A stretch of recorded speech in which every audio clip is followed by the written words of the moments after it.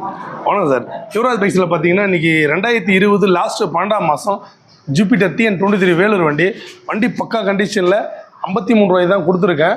So அவரோட பழைய வண்டி எக்ஸ்சேஞ்ச் எடுத்துக்கிட்டு மீதி பணத்தை இங்கே லோக்கலில் ஃபைனான்ஸ் பண்ணல போய் ஒன்றும் பிரச்சனை இல்லைனா அவர்கிட்டே நம்பி கொடுத்து ஊரில் போய் ஃபைனான்ஸ் போட்டு அனுப்பிச்சி விட்னாங்க. இது என்னென்னா சென்னையிலேருந்து வராரு, எடுத்தால் யுவராஜ் கன்சல்டிங்கில் மட்டும் தான் எடுப்பேன் அப்படின்னு ஒத்த காலம் நின்று சூப்பராக சொன்னார். எனக்கு அதுதான் எனக்கு ரொம்ப திருப்தியாக இருந்தது.